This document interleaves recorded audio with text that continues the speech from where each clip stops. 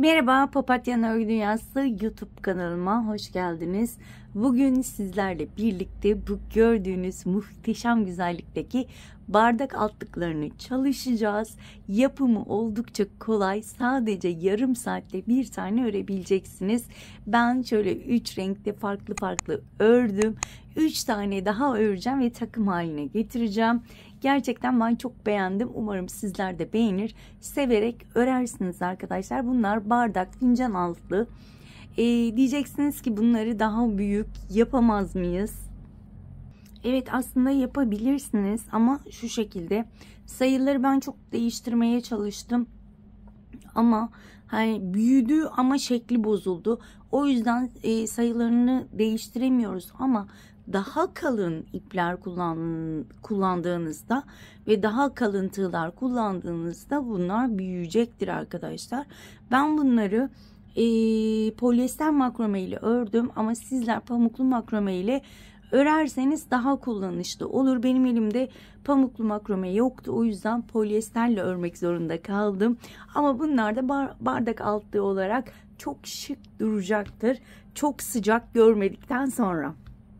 Arkadaşlar benim kullandığım makrome şu şekildeydi. Şu anda etiketi elimde yok ama şöyle orta kalınlıkta, hemen inceliğini göstermek istiyorum. Bu şekilde makromeler kullandım ve kullandığım tığ numarası 3.50 milimlik tığ kullandım. Sizler elinize yatkın herhangi bir tığ rahatlıkla kullanabilirsiniz ve hemen bu modelin yapımına geçmek istiyorum ama yine minik hatırlatmamı yapmak istiyorum. Biliyorsunuz ki kanalım tamamen ücretsiz. Kanalıma tamamen ücretsiz abone olup bildirimleri açıp bir de bu videoyu beğenirseniz bana çok büyük bir destek olmuş olursunuz. Sizin beğenileriniz, yorumlarınız bana çok büyük bir destek oluyor ve bu videoların devamlılığını sağlamış oluyorsunuz arkadaşlar. Ve hemen bunu şöyle bir çayım da vardı. Çayımı da şöyle üzerine koymak istiyorum. Sizler de görün diye. Gerçekten bakar mısınız? Çok şık duruyor. Umarım beğenirsiniz. Gerçekten ben çok beğendim. Hemen yapımına başlayalım isterseniz. Evet arkadaşlar, öncelikle sihirli halka ile başlıyorum. İpimi halka haline getirdim. Halkamın içine şöyle öncelikle bir kapatıyorum. Daha sonra 12 tane sık iğne yapıyorum. 1 2 3 4 5 6 7 8 9 10 11 ve 12. 12 tane sık iğnemi yaptım. Sihirli halkamın ipinden çekiyorum ve ortayı olabildiğince küçültüyorum.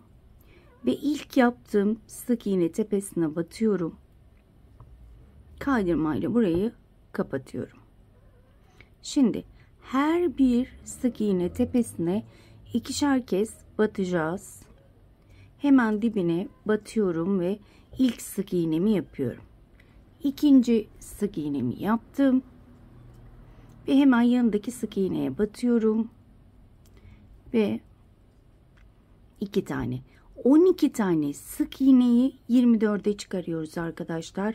Her bir sık iğneye 2 kez batarak sıra sonuna kadar her bir sık iğneye 2 kez batıp dönüyorum. Evet arkadaşlar, 24 tane sık iğnemi bitirdim ve ilk yaptığım sık iğne tepesine batıyorum, kaydırmayla kapatıyorum. Şimdi burada hemen şöyle sihirli halkamı, ipini düğüm atmak istiyorum. Çözülmemesi için herhangi bir ilmeğe battım. Daha küçük bir tığla hemen burada bir düğüm atıyorum. Açılmaması için ve daha sonra içten yürüterek saklayacağım. Şimdilik şöyle üstünkörü saklıyorum. Daha sonra bunu içten yürüterek tamamen saklayacağım. Evet, şimdi modelimize başlıyoruz. Arkadaşlar burada 2 tane zincirim var. 1, 2 zincirim var. Hemen bakın. Şu arkadaki ilmeğe batıyorum. İlmek alıyorum. Ve hemen şöyle önümdeki boş sık iğne tepesine batıyorum. İlmek alıyorum. Ve tığımda 3 ilmeği 2 kapatıyorum. Bir zincir çekiyorum. Hemen bakın şöyle dibindeki değil de bir aşağıdakine battım. Tekrar bakın arkadaki ilmeğe batıyorum. Önümdeki boş sık iğne tepesine battım, ilmek aldım. Bu sefer 4 tane ilmeğim oldu. Yine 2 kapatıyorum. Ve sonda bir zincir çekmeyi unutmuyorum. Bakın hemen dibindekine batmıyorum. Bir aşağıdakine batıyorum. İlmek aldım. Bir aşağıdakinden ilmek aldım. Ve burayı kesinlikle unutmuyoruz. Bakın buradan da ilmek alıyorum. 4 oldu. 5.'yi de önümdeki sık iğneden, boş sık iğneden alıyorum. 2, 4, 5. Bakın her sırada bir tane artıyor. Yine bunları 2 kapatıyorum. Ve bir zincirimi unutmuyorum. Tekrar gösteriyorum. Bakın şuna batmıyorum. Hemen bir alttakine.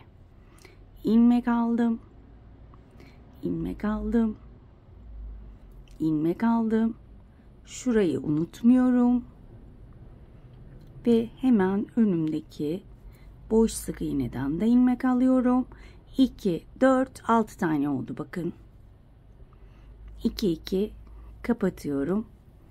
Tüm yapmamız gerekenler bunlar arkadaşlar. Sadece 2 tane sık iğne kalana kadar bu şekilde devam edeceğiz. Sonda bir zincir çekmeyi unutmuyoruz. Tekrar göstereceğim bakın.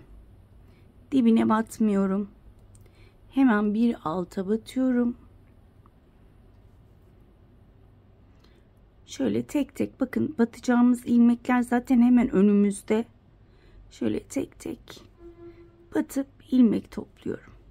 Bir nevi Tunus işi arkadaşlar. Şuradan da ilmek aldım. Bu sefer kaç ilmeğim var?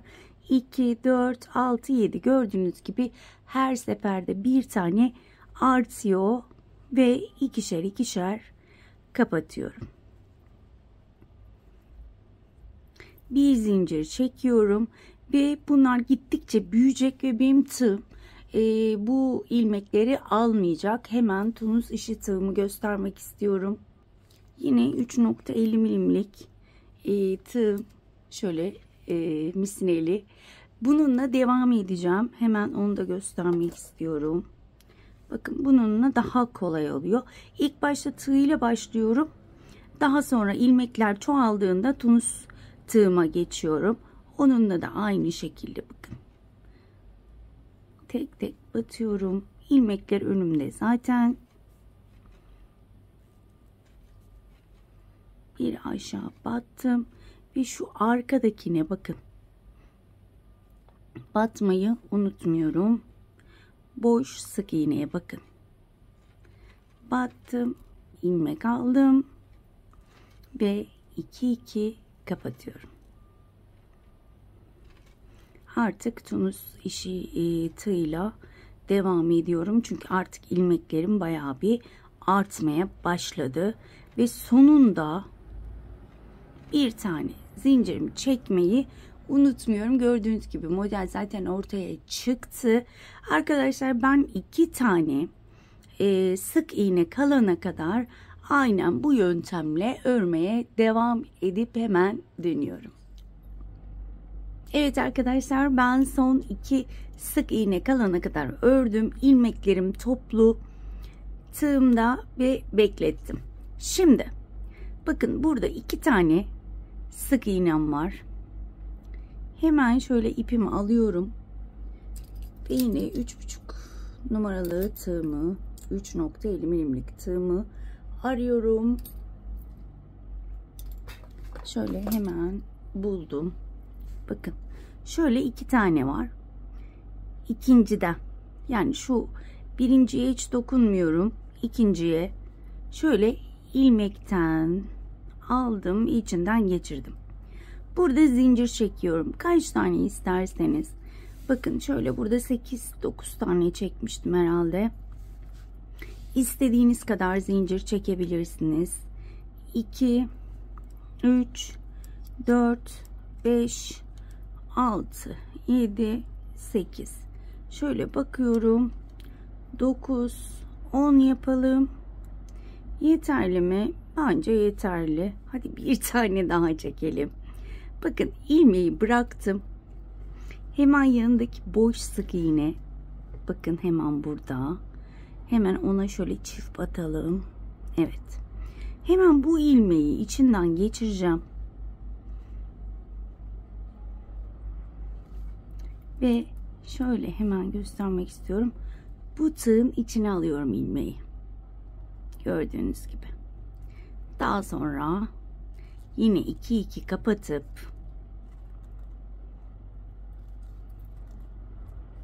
şöyle artık son sıramı örüyorum. Şöyle 2-2 kapatıp hemen dönüyorum. Evet arkadaşlar, 2-2 kapattım ve son 2 ilmeği de kapatıyorum. Bir zincir çektim. İpimi şöyle uzunca kesiyorum. Şöyle kapattım. Şöyle şu güzelliği size göstermek çok güzel, bakar mısınız? Ben bunları kullanacağım. Şöyle 6 tane rengarenk yapmayı düşünüyorum ve bardak altlığı olarak kullanmayı düşünüyorum. Çünkü gerçekten çok güzel oldu. Evet, hemen şöyle ince bir tığ alıyorum.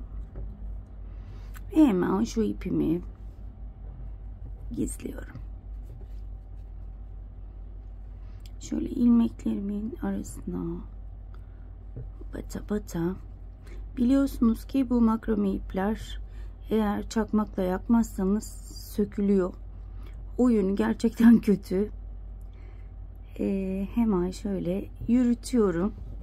Ve buradan şöyle keseceğim ve buradan bir çakmakla bakın şurayı yakacağım. Şöyle yaktım ve yürütmeye devam edeceğim.